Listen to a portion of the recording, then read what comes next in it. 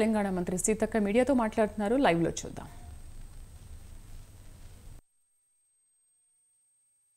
ఖచ్చితంగా కొంతమంది హాస్టళ్లలో ఉండేటువంటి వాళ్ళతో కూడా కొన్ని లింక్స్ పెట్టుకొని అవన్నీ ఏమేమి జరుగుతున్నాయో అవన్నీ కూడా బయటికి తీస్తాం. ఆ అధికారులు ఎవరైనా అట్లాంటి వాటి కుట్రలకు తెరలేపితే వాళ్ళ మీద క్రిమినల్ కేసులు పెడతాం, సర్వీస్ నుంచి కూడా రిమూవల్ చేస్తామని కూడా ఈ సందర్భంగా హెచ్చరిక చేస్తాం. అదే చెప్తామంటున్నా కదా, ఆధారాలతో చెప్తాం.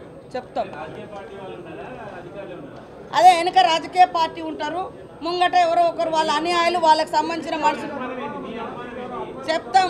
మాకు డౌట్స్ ఉన్నాయి ఈ హాస్టల్స్లలో జరిగే వాటి మీద మాకు డౌట్స్ ఉన్నాయి కాబట్టి మేము వాటితో వివరంగా చెప్తాం.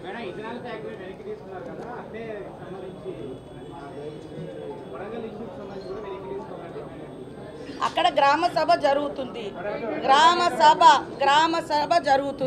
గ్రామ సభలో ఏం చేసిరో లోకానికి అంతా తెలుసు. దాన్ని కప్పిపుచ్చుకోవడానికి ఏం చేశారు వీళ్ళు? గ్రామ సభలు కూడా లేకుండా ఇట్లాంటి పర్మిషన్లు ఇచ్చారు. మనకు ఎక్కడైనా కూడా ఏ కంపెనీ అయినా కూడా ఒకటి ఏదైనా ల్యాండ్ అక్విజిషన్ జరగాలంటే కొంత గ్రామ సభలు జరగాలి.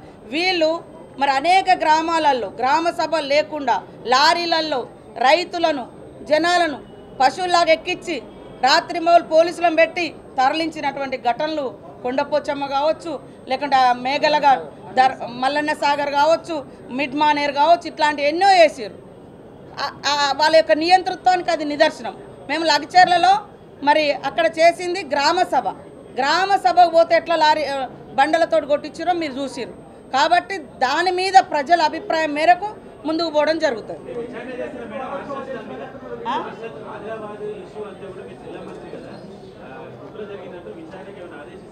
ఏదేది నిన్నడదా ఇథనాల్ కంపెనీ ఫుడ్ పాయిజన్ ఆ విషయంలో నేను అనలేదు.